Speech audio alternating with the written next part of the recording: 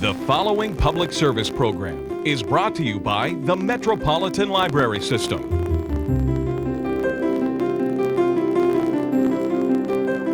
And now, read about it with your host, B.J. Williams. We have a great show for you today, lots of books and videos to talk about, but we'll be also telling you about the great Friends of the Library book sale, which will occur at the end of the month. First, Phil Talbert is going to talk with Susie Beasley about one of the videotapes you can check out at your library.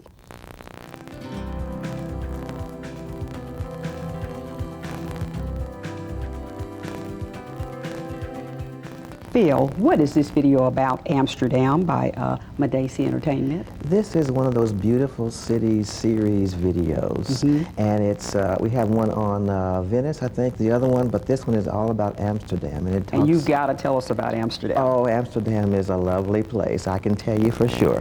There's a lot to see there, but the video gives you a history of Amsterdam, how it became a city in the first place, and all of the art and culture and food and other things that relate to Amsterdam. So how is this video laid out? What is the information? How is it laid out? It starts out with a brief overview of how it became a city. There were people in an area, and there was a lot of water there. They wanted to stay there, so they built dams to hold the water back. Right. And then they built a city around that. That was the overall beginning, and also the beginning of the video. Then it goes on to talk about some of the different things that go on in Amsterdam, the art, the museums, the Van Gogh Museum, and the Anne Frank Museum, and of course the waterways, the canals, and the significance of that, and the architecture of the buildings themselves.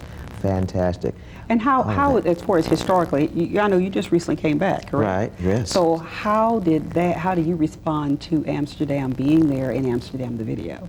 I think there's a good connection between the two. I actually recognized some things that I actually experienced when I was there from what was in the video. There's even a church in the video that's described. It's a Catholic church up in the attic of 3 of those tall houses.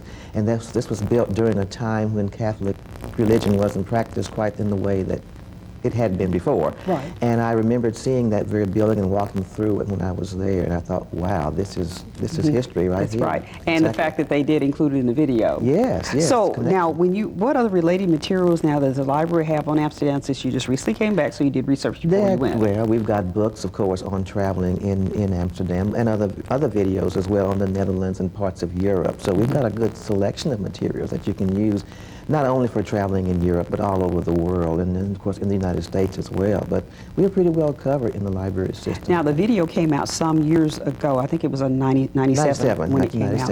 And it runs about 51 minutes, I think, is the length of it. So you would recommend this for maybe a novice or a person that's just wanting to learn about other places in the United States. And of course, it's part of the Beautiful Cities of the World series. Oh, yes. Now, when you brought this to us, you wanted to share it because you have a fascination with historical places? Certainly. Or you love to travel? Both. Okay. and they have the flowers, too, which I really love as well, Okay. the tulips and everything. Well, Phil, we really appreciate you coming and sharing with us. Amsterdam by Medici Entertainment is available at your local library and perhaps your local video store. We'll see you next time. Thank you, Phil. Thank you. I know it is wet, and the sun is not sunny. Hi, my name is Jose Jimenez of your Metropolitan Library Commission. You know, most experts tell us that if you just spend 20 minutes a day reading to your child, you're not only building a bond that lasts a lifetime, but you're also preparing that child to learn how to read. Check with the experts at your Metropolitan Library for suggestions on just the right books for you and your family. And visit us at our website at www.metrolibrary.org.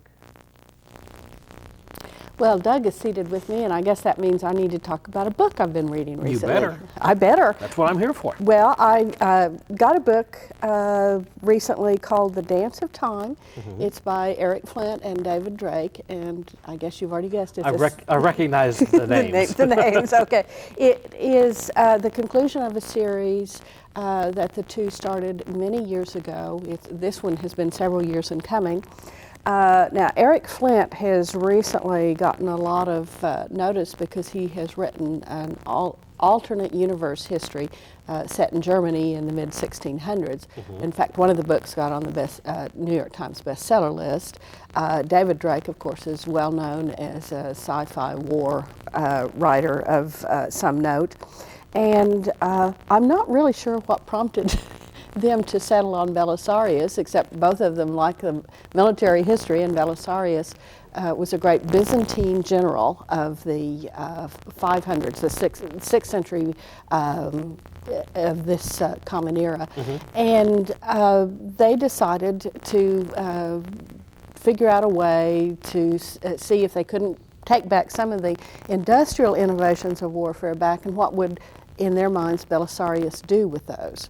So they gave him an evil empire that was menacing Byzantium. Well, you have to. I mean, you can't have a good guy without a bad guy. Absolutely. They came up with a real bad guy. A real bad guy.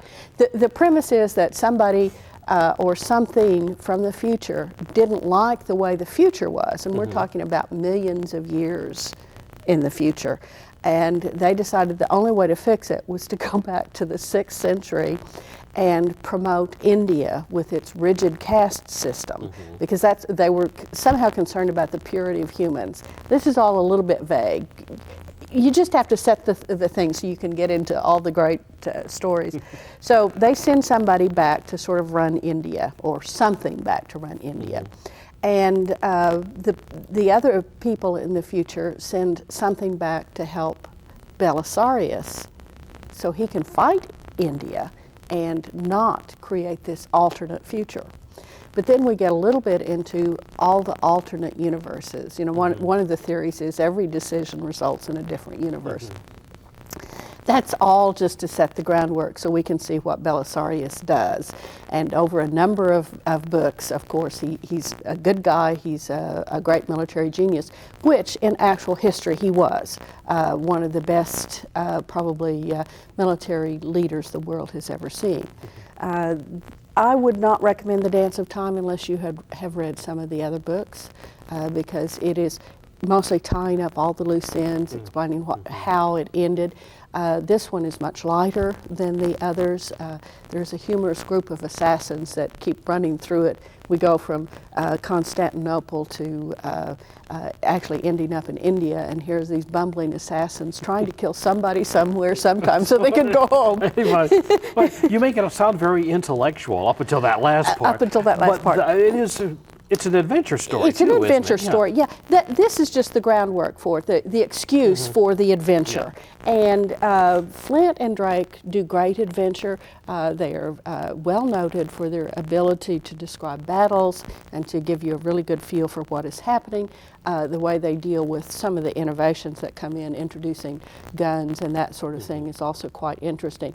So if you're at all interested in high adventure, great heroes, and anything to do with the military, The Dance of Time by Eric Flint and David Drake is your book. Okay.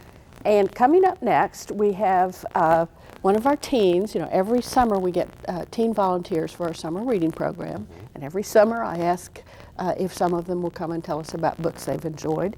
This time we have Allison Cullen. She will be talking with Heidi Port of the library about a book that she really enjoyed. Good deal.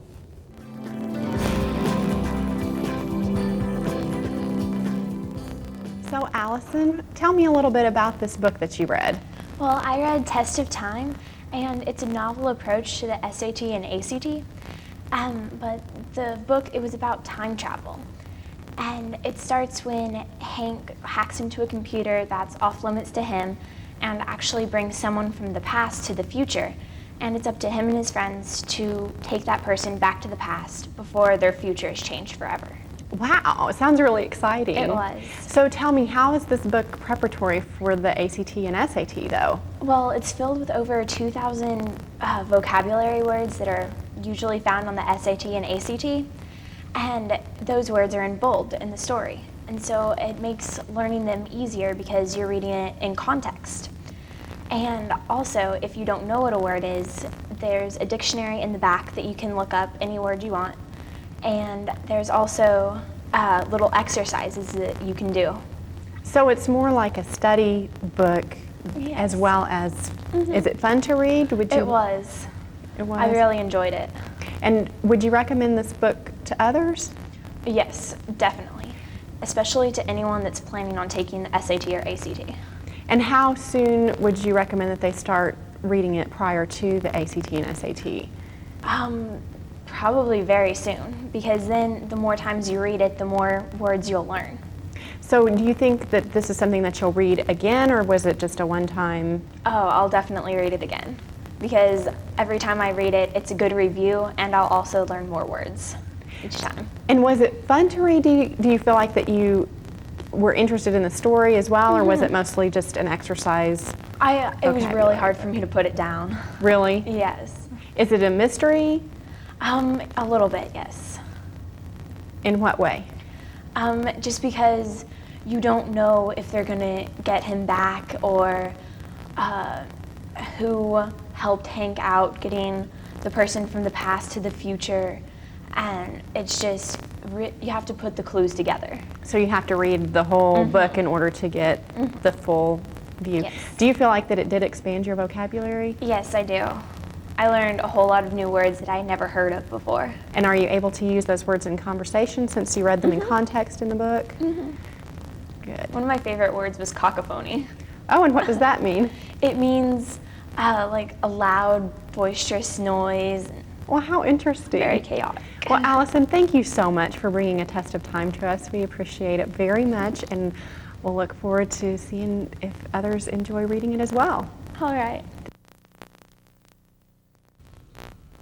Coming up next, we have Kids Corner. Ronna Davis from the Edmond Library will be talking with Kelly Rhea about a book you can check out for your young adults.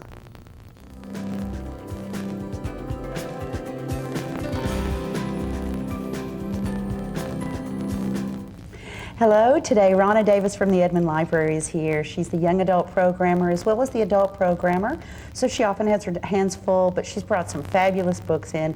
Today, this one's called On the Fringe. It's a compilation of stories by various award-winning authors. Yes. Which is something that recommended it to me. It's kind of a way of expanding the authors that I have personally read, and being able to read a lot of different stories. Actually, these were different takes on the same theme by the authors, which was the in crowd and the out crowd, and how various protagonists feel about where they happen to stand at any given time, and how they defeat people that are after them, and all variations on this theme.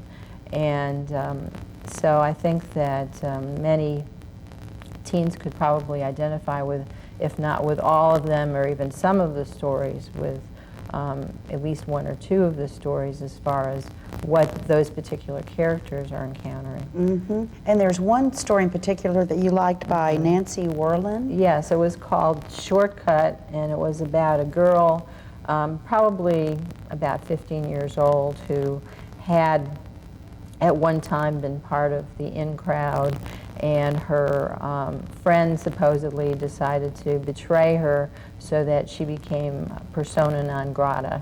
She was like, nobody would talk to her. And so whenever she left school for the day, she would take a particular shortcut home because she didn't want to run into any of these other supposedly popular people. And she always felt pretty safe in taking the shortcut. But one day she overhears something like a plot against this one girl who's one of the out crowd people, where supposedly these guys are going to do something really bad to this girl. And she debates about, the protagonist, Lacey, debates about whether she'll tell the girl or not, whether that would drive her further out of the in-crowd possibility. And she does tell her, and it turns out that this, well, I won't tell you how it turns out. I mean, I thought it was very neat, the twist at the end of the story. but I think some things are better left unrevealed. Of course. Right. Well, that's what we're here for, is just to discuss it and tease a little bit and encourage folks to go get it. This book is called On the Fringe, compilation of stories. We recommend it. You can find it at your local bookstore or at your favorite library. Well, Doug and I are back, and that must mean that Doug has read a book over the holidays. Well, yes, I did. I read more than one actually, but I brought one. But hey, before we start talking about this, I want to point something out. The taped segments that we had on the show earlier today, all three of them, were taped in the Oklahoma room at the new Ronald J. Nork Downtown Library. And I point that out because it's a neat place. You know, really and people can is. see behind us that there's a difference in the set. And the Oklahoma room is a collection of specifically Oklahoma material about or by Oklahomans. And I just wanted to give a thanks to Mary Patton, who's the manager of the library, and Buddy Johnson, who kind of is in control of the Oklahoma room. It's a nice place for us to tape, and I'm glad they let us go in there. Yeah, it is very pretty, and we need to point out that, of course, it is open, I believe, in the afternoon. In the afternoon, I think from 1 o'clock to 5. Yeah. And by appointment. I mean, if you really need to get in there, somebody's there to let you in. So, but it's a neat room. Come by and check it out. And Absolutely. let's see. I see the word Dickens on here. Yeah, this book has absolutely nothing to do with Oklahoma, Oh, one okay. way or the other. It's called Death by Dickens, not Death of. That would sound very scholarly, but it's Death by Dickens, and it's a collection of short stories, mystery short stories, edited by Anne Perry. A few years ago, Perry did this very similar thing with Shakespeare, and what she's done here is ask the writers to come up with stories that either use characters from Dickens' books, or in a couple of cases, Dickens himself shows up as the detective. In both cases, with as his Watson character, the sensation novelist Wilkie Collins, who wrote The Moonstone and The Woman in White, and was better known for suspense stories than Dickens was, of a more traditional sort. But anyway, so the two of them show up in a couple of the stories. One of them is very dark. It's a story by Edward Marston, in which the two gentlemen have to solve a murder that takes place in a Limehouse brothel, a very bad part of town. And then the other story in which the two of them feature, they lift a body, or they're there when a body is taken from the Thames, and they have to solve the mystery, which I think was a device used in Our Mutual Friend, in Dickens' novel, Our Mutual Friend. When would Dickens, who wrote so much, have time to solve mysteries? I'm sorry. Well, actually, it says in here in one of the stories that he was very systematic, and that he wrote in the mornings. He got up and he wrote all morning long, and then in the afternoon took care of other business and went for walks and visited with friends and that sort of thing. So I don't think it was such a matter that it took him a long time to write, but he probably wrote very quickly and very intensely, probably the way Mozart wrote. It was all in his head, and all he had to do was sit down and write it out, and it was there. One of my favorite stories in here is called Miss Havisham Regrets, leading on the characters from Great Expectations. And what the author, her name is Marcia Talley, what she does in her story is she's taken some of the Dickens prose from the end of Great Expectations and interpolated her own material into that. So you read for a while, and Dickens stuff is in italics, so that you know when you're reading Dickens. And then all of a sudden you're reading this original material, and it's beautifully put together. I mean, if you didn't see the italics and the non-italics, you wouldn't know, when you were reading Dickens and when you were reading her. There's a funny story in here from the Texas writer Bill Kreider with Mr. Pickwick and Sam Weller, his servant, and they foil a plot by some body snatchers. So it's all very Victorian. Things brought in from Dickens and from other writers as well, as you can guess, with the body snatcher thing. There's a little Robert Louis Stevenson in there too. Okay. I think there are 11 stories in the book. It's really a lot of fun. I laid it out on the bedside table over the weekend. My brother-in-law was here to visit, and I just wanted to have him have a book that he could pick up, and he read the whole thing. He stayed up all night reading the book. So Good stories. It's a lot of fun. Death by Dickens, edited by Ann Perry. And then we need to talk now about the book sale, which is that's coming up at the end of this month. Coming up the end of the month on February 25th and 26th. It will be held again at the Oklahoma Exposition Hall at the State Fairgrounds, 9:30 to 5:30. Parking is free out there. Parking is free on Saturday and Sunday. It's sponsored by the Friends of the Metropolitan Library System. It's a 3-day event. Friday night is the time when you can get the best books. There usually are some really great books there. Occasionally we have first editions and that sort of thing, collector's items that are available. And Friday night, it's not open to the public, is it? No, you have to be a member of the Friends, but that can be easily taken care of. At the door, I think. You can actually become a member at the door on Friday night, and I think that starts around 6 o'clock.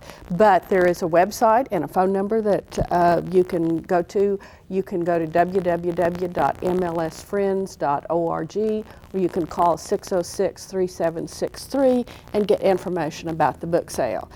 Now, this is one of the nation's biggest book sales. It's internationally known, really. Really internationally known. We do have people come from a number of states. It's not just people from Oklahoma City looking for a bargain. It's the 27th annual book sale.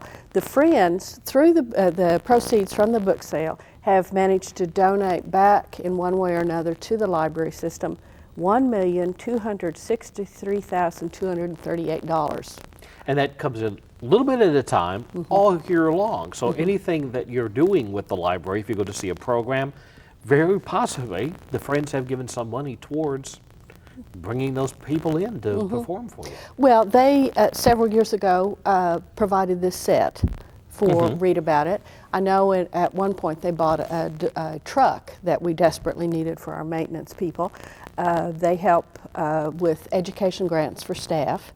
And as you said, programs of all kinds are funded. They have a grant system where staff can apply to get money to do a special children's program or bring in a performer of one kind or another. So it's a really neat thing. The libraries love it.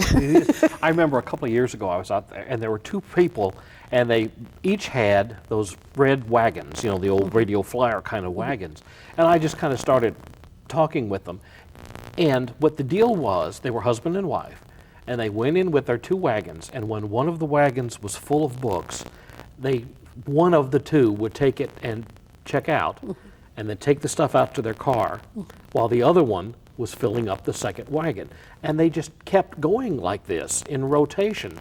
And it was amazing. And my guess was that they must have been buying for our community, which I think sometimes people do. They come and they, you know, I'm going to the book sale in Oklahoma City, you know, how many pounds of books do you want me to get to? Right. Well, some smaller organizations that do have libraries or that sort of thing, some of that sort of thing, people do come in and buy books for their small libraries in a church or a play school or that sort of thing. An awful lot of parents come. You know, with kids, when they like books, they can run through books. They may have their favorite, but they're always wanting more. Right. And at the cost of books these days, even if you go to the library and check out your 30 books every week, but you can get books for $1. You can get books for less than $1. For less than that. And it isn't just, you know, ratty old paperbacks that somebody found in the attic, because there are book dealers who come to this thing and look for books that they know that their customers would be interested in.